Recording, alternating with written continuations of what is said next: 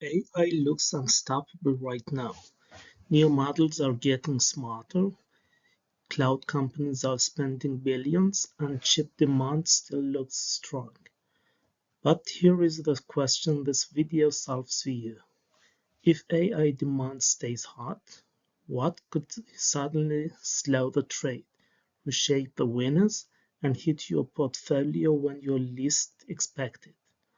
The answer is not only chips, it's power, electricity, grid access, transformer supply, the basic stuff that turns a server on. That sounds boring next to flashy AI headlines, but it's not boring for markets. Most headlines stop here. The real story is what sits underneath the AI boom. Data centers do not run on excitement.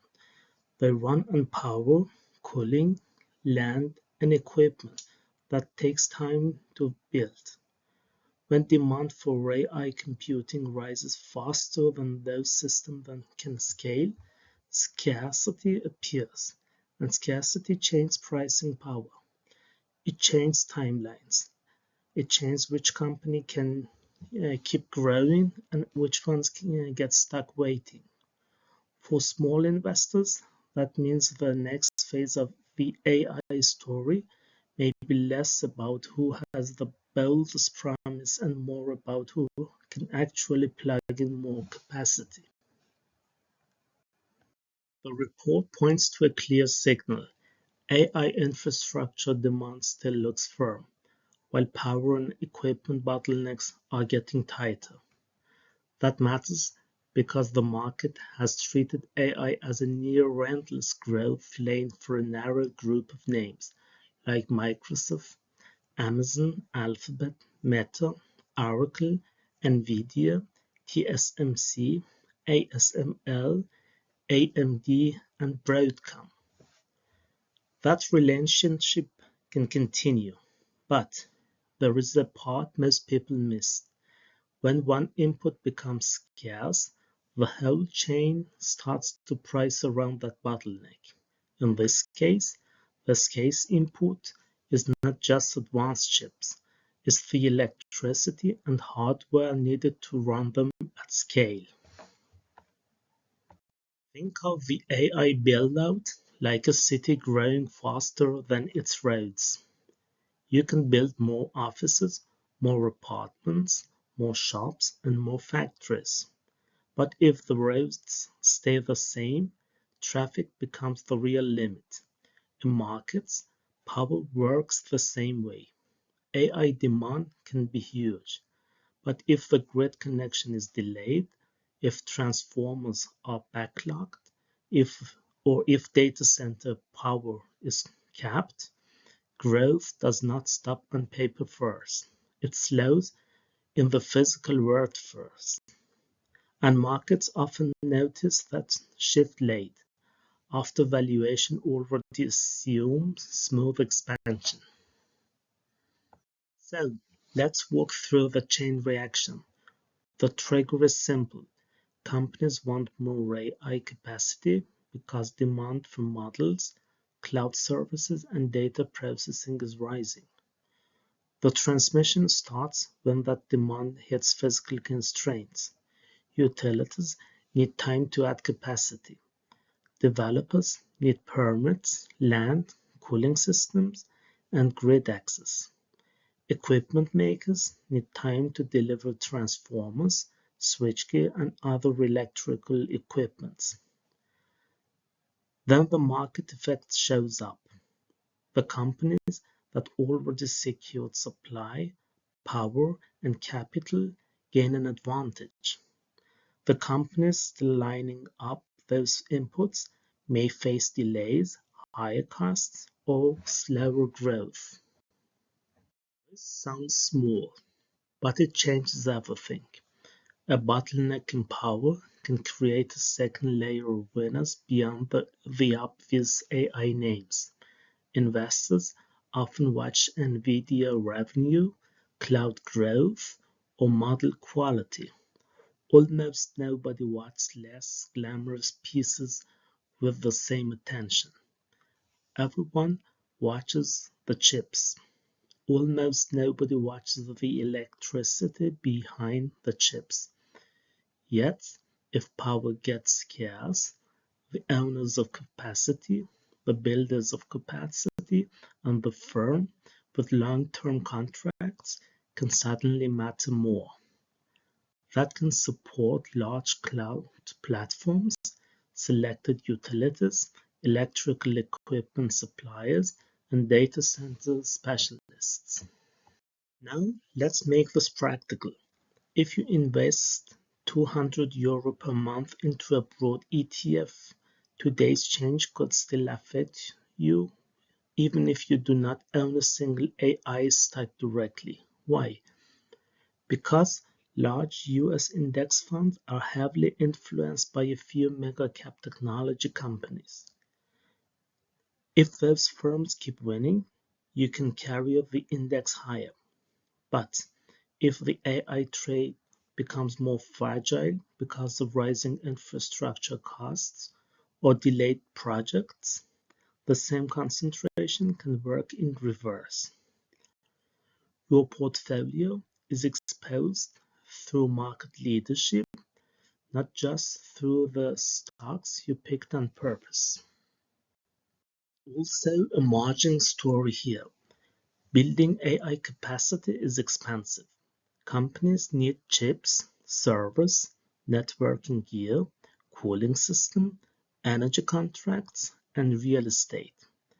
If demand is strong, they may keep spending anyway because they fear falling behind. That supports suppliers, but it also means returns on that spending matter more. If a company has to pay more for power or wait longer to use a new facility, the economics can get tighter.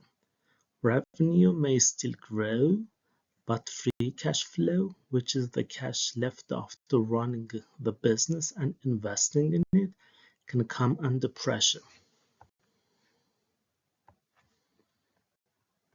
This is why narrow market leadership can persist longer than many people expect. In a bottleneck environment, scale helps. The biggest firms can sign long-term energy deals, secure preferred access to equipment, and absorb higher upfront costs. Smaller rivals usually cannot. That can leave the AI trade concentrated in companies with deep balance sheets and strong supplier relationships. Liquidity is like fuel. Less fuel does not stop the engine instantly, but it slows everything down. In this case, power and equipment are part of that fuel. The firms with more of it can keep moving while others stall. Concentration has a risk. If too much optimism gets priced into the same small group of names, any sign of delay can hit sentiment fast. Market sentiment is like a mood. Same facts, different mood, different reaction. A power bottleneck can once looked manageable can suddenly be treated as a serious problem if investors are already nervous about valuations. That does not mean the AI theme breaks. It means the path gets bumpier. For beginners, this is important. A strong long-term theme can still have sharp short-term downwards when expectations move ahead of real-world capacity. Let's talk about the asset impact matrix, because this is where portfolio decisions become clearer. Severity asks how large the damage or opportunity could be if this bottleneck gets worse. Probability asks how likely that outcome is in the near to medium term. For the broad AI leaders, I would rate severity as high and probability as medium to high. Severity is high because these stocks carry major index weight and strong expectations. Probability is medium to high because the report already points to tightening power and equipment constraints, even while demand remains very firm. For electrical infrastructure and utility-linked beneficiaries, I would rate severity as medium to high and probability as medium. The opportunity can be meaningful because more AI capacity needs more real-world support, but the market impact can vary by company and by regulation. Some firms may win from grid upgrades, equipment demand, or long-term contracts. Others may face policy limits or project delays. If you only remember one thing today, make it this: the AI trade is no longer only a software story. This is a physical infrastructure story, and physical infrastructure moves on slower timelines. Which assets look hottest right now? First, mega cap cloud and platform names tied directly to AI demand. They remain the clearest winners if they can secure the capacity they need. Second, the semiconductor chain, especially firms linked to advanced compute and the tools required to produce it. But here is the caution: the hotter an asset is, the more it depends on flawless execution. A delay in power access is not just an engineering issue.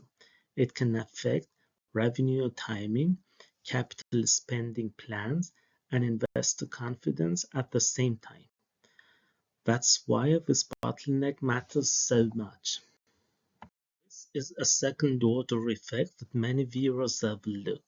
When AI infrastructure becomes harder to expand, companies may become more selective. They may focus their spending on the highest return workloads first. That can benefit the strongest models, the largest customers, and the most profitable use cases. It may hurt weaker projects that looked exciting in a loose money environment. Rates are like gravity. Higher rates make risky assets feel heavier. Add a power bottleneck on top of that, and speculative names without clear profits can feel even heavier because investors demand more proof and less storytelling.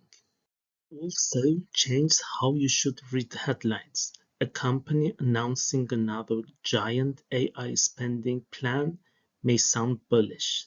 Sometimes it is. But the smarter question is, where is the power coming from? How long will deployment take, and what does that mean for returns? The scary part is not the spending itself, it's what triggers next: higher costs, slower rollout, and more dependence on scarce inputs. For a beginner investor, this is a useful filter.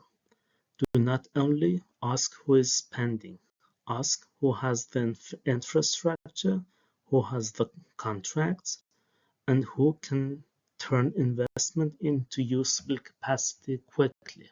Here is a simple way to frame it for your own portfolio. If you mostly own broad ETFs, the main risk is concentration risk inside the index. If you own AI leaders directly, the main risk is paying too much for growth, and that arrives more slowly than expected. If you're looking for a second wave opportunity, the theme may expand towards utilities, power equipment, grid upgrades, and data center enablers. None of this means you should panic. This means you should understand the channel. Today's news hit you through infrastructure, margins, timing, and sentiment, all at once. What should you watch next? Watch whether the biggest AI spenders keep guiding aggressively on capacity build-out. Watch signs that projects are being delayed, resized, or repriced. Watch whether power excess becomes a regular part of earnings calls, not just a side detail. And watch whether market leadership stays narrow or starts broadening into less glamorous suppliers. Those clues matter because markets move before the full numbers appear. By the time everyone agrees that power is the key bottleneck, the first wave of winners may already have re-rated higher, and the laggards may already be under pressure.